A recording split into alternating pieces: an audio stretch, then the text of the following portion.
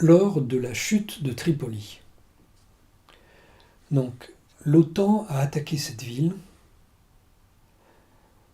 dans un carnage inimaginable. Vous savez qu'en une semaine, ils ont tué 40 000 personnes à Tripoli.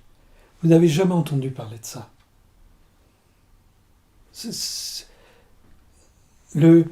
Les hélicoptères de l'OTAN descendaient dans les avenues et mitraillaient les gens, comme ça, là. Tous les gens qui étaient dehors étaient mitraillés. Donc, quand vous voyez ça, c'est terrible, c'est la mort partout. Vous n'avez que deux manières de voir les choses.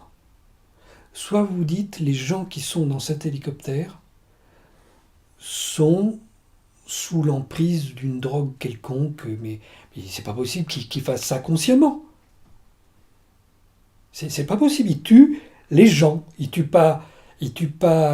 n'ont pas de cible particulière. C'est le peuple qui tue devant eux, comme ça, sans aucune raison. Bon.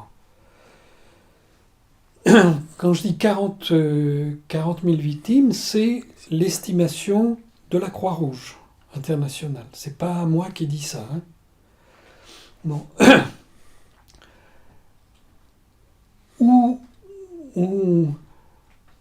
Si vous croyez que ces gens sont responsables de ce qu'ils font, vous n'avez plus qu'à vous tirer une balle dans la tête. Il n'y a plus aucune raison d'avoir confiance en quiconque.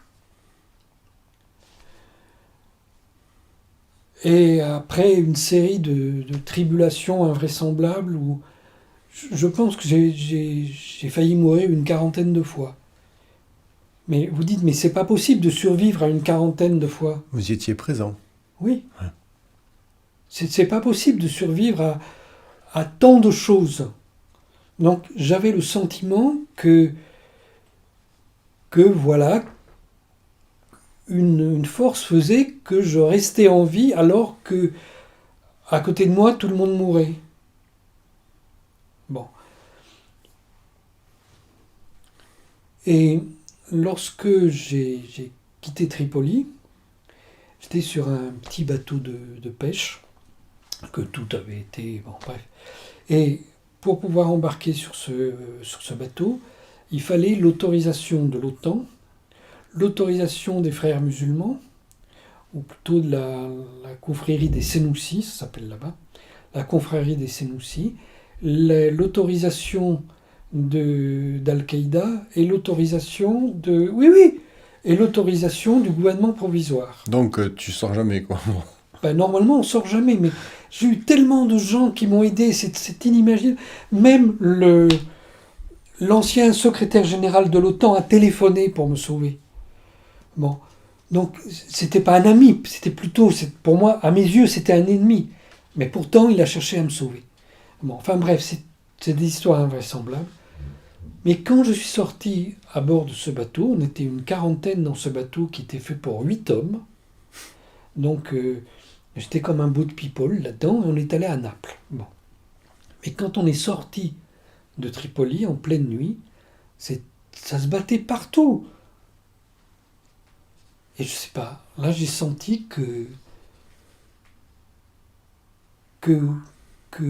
oui, une force me protégeait et que tous ces gens-là étaient en train de commettre des abominations, mais sans pour autant être des criminels, ils étaient aveugles, c'est tout. Bon. Quand on a eu cette expérience, on ne peut plus jeter